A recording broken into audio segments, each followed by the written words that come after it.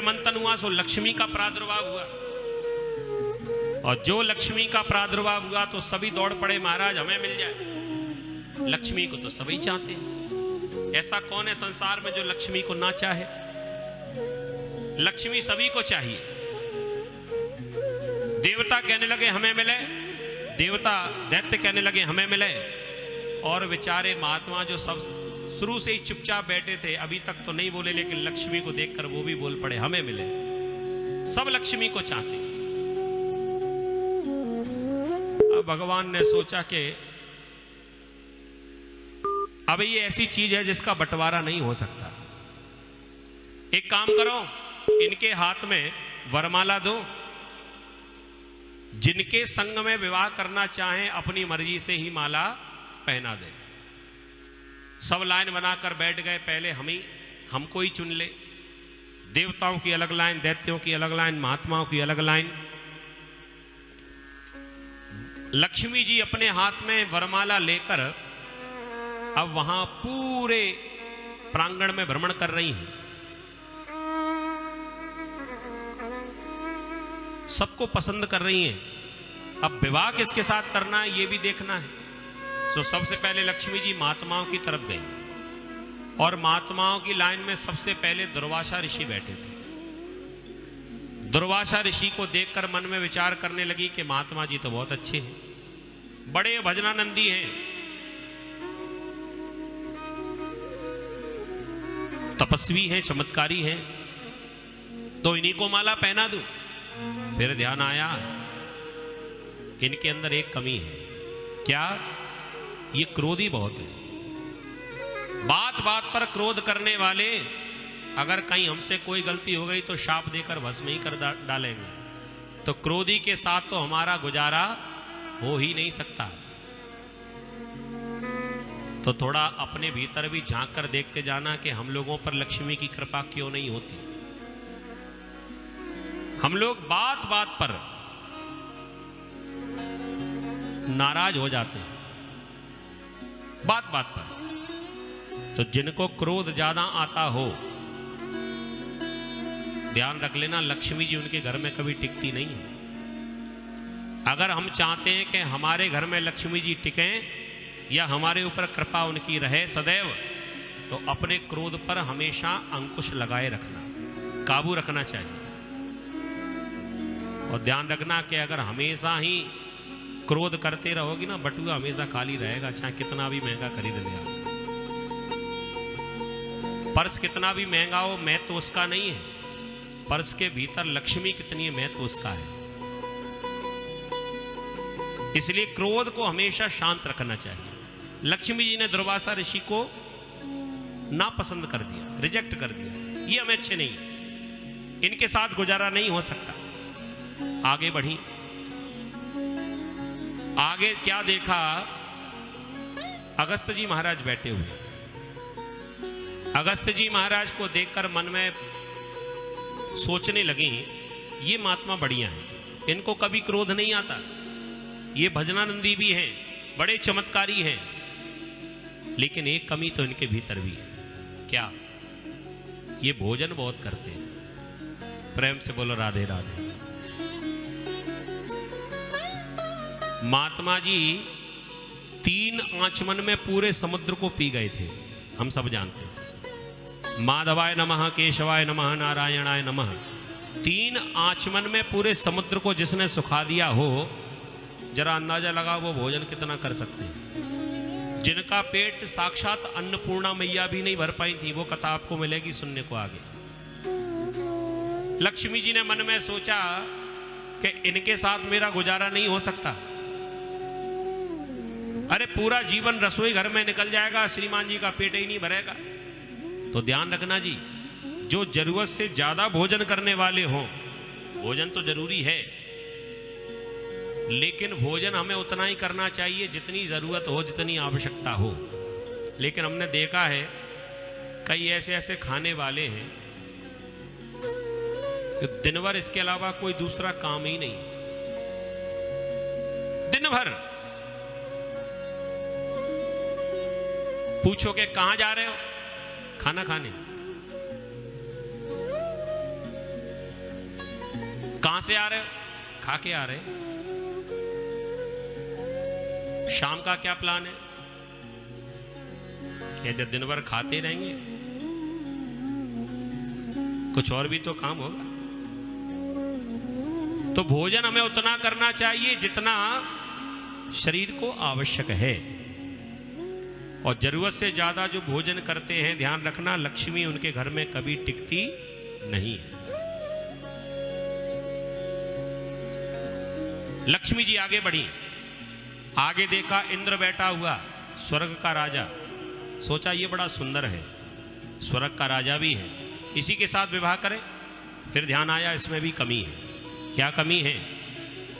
ये डरपोक बहुत है, और जो व्यक्ति डरपोक होता है, लक्ष्मी उसके घर में कभी रुकती नहीं है। लक्ष्मी जी आगे बढ़ी, जब दैत्यों के राजा बलि को देखा, सोचा कि ये डरपोक नहीं, ये निडर है, इसके साथ में विवाह करें। फिर ध्यान आया कि एक कमी तो इसके भीतर भी है। क्या? इसका संग अच्छा नहीं है, इसकी संगत अच्छी नहीं है। तो जिनकी संगत अच्छी ना हो, लक्ष्मी उनके घर भी नहीं टिकती। आगे बढ़ गई। देखो जी, लक्ष्मी सदैव ही नारायण की थी, सदैव। हम लोग तो केवल अपना भ्रम पैदा कर लेते हैं कि लक्ष्मी हमारी हो जाए। लक्ष्मी नारायण के अलावा किसी की नहीं हो सकती। और अपने घर में लक्ष्मी को रखना चाहते हो, टिकाना चाहते हो, तो नारायण की सेवा शुरू कर दो। जब पतिदेव की सेवा करने लगोगे तो श्रीमती जी तो पीछे पीछे अपने आप ही आ जाएंगे। लेकिन हम लोग क्या करते हैं, श्रीमान जी से कोई लेना देना नहीं, लक्ष्मी जी की सेवा बहुत करते हैं। अच्छा ईमानदारी से बताओ, हमारे घर में त्योहार साल भर में कई आते होंगे, और उन त्योहारों की हम लोग तैयारी कितनी करते हैं? सच बताओ, जब रामनवमी आती, अब आएगी, उसकी कितनी तैयारी करोगे आप? अच्छा छोड़ो, जन्माष्टमी जब आएगी तो कितनी तैयारी कर सकते हो आप लोग?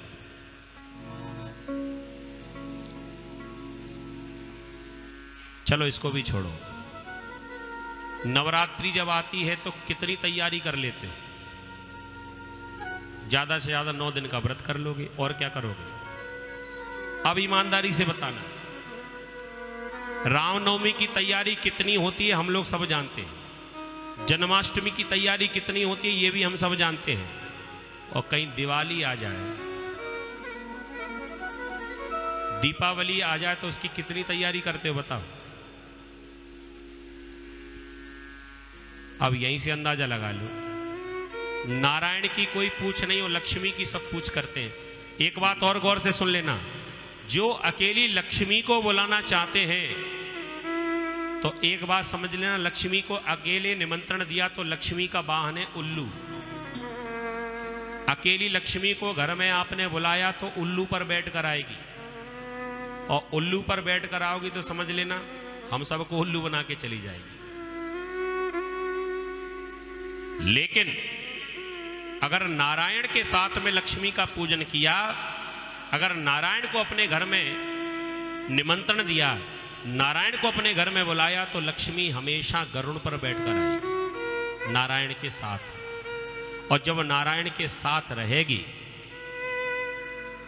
नारायण के संग में लक्ष्मी जब आएंगी, तो उन्हें जाने की चिंता नहीं होगी। क्यों? क्योंकि पति संग है। किसी फंक्शन में श्रीमती जी अकेली जाएं तो बार बार घड़ी देखती, देर हो गई, पतिदेव नाराज होंगे। और श्रीमान जी संग में ही हो तो कभी घड़ी नहीं देखेंगे। क्यों? पति तो संग में ही है। ऐसे ही नारायण की सेवा करोगे तो लक्ष्मी तो पीछे पीछे अपने आप ही पहुंच जाएगी। तो लक्ष्मी जी ने सभी को ही रिजेक्ट किया, और भगवान नारायण जो कि समुद्र की ओर देख रहे थे, और सीधे जाकर लक्ष्मी जी ने भगवान नारायण के गले में माला पहना दी। बोली लक्ष्मी नारायण भगवान की जय। पुनः मंथन आरंभ हुआ। इसके बाद में चंद्रमा निकला, भोले बाबा को प्रदान कर दिया।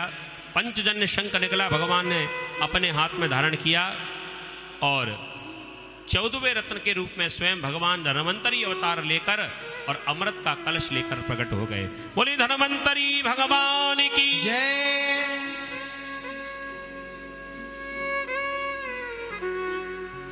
जैसे ही भगवान धन्वंतरी अपने हाथ में अमृत का कलश लेकर आए, दैत्यों ने देखा कि ये अमृत तो हमें ही चाहिए, भगवान के पीछे पड़ गए। धन्वंतरी जी आगे आगे, पीछे पीछे दैत्य, दैत्यों के पीछे देवता दौड़ लगाने लगे। ये अमृत कहीं गलत हाथों में ना पहुंच जाए, इसका भगवान ने खूब प्रयास किया। मृत्यु लोक की तरफ दौड़े दौड़े आए और ऐसा मानना है संतों का कि भाग दौड़ में, छीना झपटी में पृथ्वी पर 4 जगह अमृत की बूंदें गिरी, और जहां जहां अमृत की बूंदें गिरी वहां वहां आज भी कुंभ के मेले का दर्शन हम लोगों को होता है। एक स्थान है जिसका नाम है हरिद्वार। अभी कुंभ जहां आरंभ होगा, 12 तारीख का शायद शाही स्नान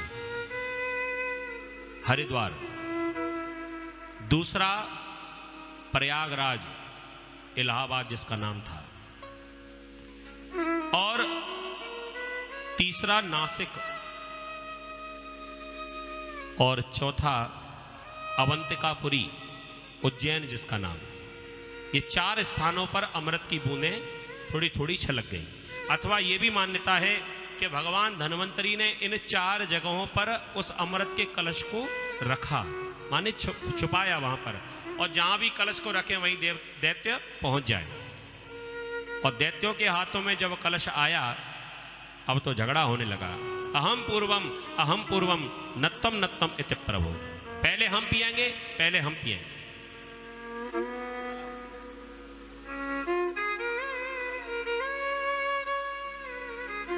भगवान ने सोचा कि गड़बड़ ना हो जाए, और इधर भगवान ने जो धन्वंतरी का रूप लेकर आए थे उसे तो गायब किया, और भगवान ने तुरंत ही मोहिनी का रूप धारण करके प्रकट हो गए। बोलिए मोहिनी भगवान की जय। और जो ही मोहिनी भगवान प्रकट हुए, इतने सुंदर बनकर आए हैं, अब तो दैत्य भगवान की छवि को देखकर अमृत पीना भूल गए। अब तो भगवान को टुकुर टुकुर देखने लगे। इतनी सुंदर तो हमने आज तक कोई स्त्री देखी नहीं। और भगवान भी बड़े छलिया हैं, गेंद को उछालते हुए दैत्यों के बीच से निकल गए। भगवान की छवि को देखकर सभी माने पागल से हुए, दौड़कर आकर भगवान से पूछने लगे, अरे सुंदरी तुम्हारा नाम क्या है? भगवान कहने लगे कि नाम तो हम तब बताएंगे जब हमारे संग विवाह करोगे। दैत्य कहने लगे विवाह कर लेंगे, पहले नाम तो बताओ। कह दिया मेरा नाम है मोहिनी। और भगवान ने जो ही अपना नाम बताया तो इतने प्रसन्न हो गए, यथा नाम तथो गुण, जैसा नाम वैसा ही तुम्हारे भीतर गुण है। देवी तुम्हारी जैसी सुंदरता हमने आज तक देखी नहीं, तुम बड़ी सुंदर हो। भगवान ने कहा हम तो सुंदर है, लेकिन ये बताओ तुम्हारा झगड़ा क्यों हो रहा है? दैत्यों ने कहा हम अमृत का बंटवारा करना चाहते हैं, इसलिए ये झगड़ा हम भाइयों में होता है। भगवान ने कहा एक काम करो, झगड़ा मत करो, तुम्हारा बंटवारा हम किए देते। कैसे करोगी? लाइन बनाकर बैठ जाओ, एक एक करके सभी को अमृत पिला देंगे, झगड़ा भी नहीं होगा, बंटवारा भी हो जाएगा। ये ठीक है। अमृत का कलश लेकर भगवान के हाथ में दिया और दैत्य लाइन बनाकर बैठ गए। कह दिया देवी हम पूर्वम, पिलाइए हमको। तब तक देवता भी आ गए। देवताओं ने कहा देवी बंटवारा करना तो ईमानदारी से करना, आधा हमारा भी अधिकार है, क्योंकि आधी मेहनत हमने भी की है। अच्छा, भगवान ने दैत्यों से पूछा क्या ये सही कहते हैं? दैत्य भगवान के छवि को देखकर इतने भावुक हो चुके थे, अब तो जो भगवान कहें वही दैत्य कहें। क्या इन्होंने भी सहयोग किया था? दैत्य कहने लगे हाँ। तो फिर इनका अधिकार भी बनता है? दैत्य कहने लगे हाँ। तो चलो तुम भी लाइन बनाकर बैठ जाओ। भगवान ने एक तरफ देवताओं को बिठाया, एक तरफ दैत्यों को बिठाया, और बीच में खड़े होकर अमृत पिलाने लगे। लेकिन दैत्य कहने लगे सुनो जी, अहम पूर्वम, हमारे यहां से शुरू करिए।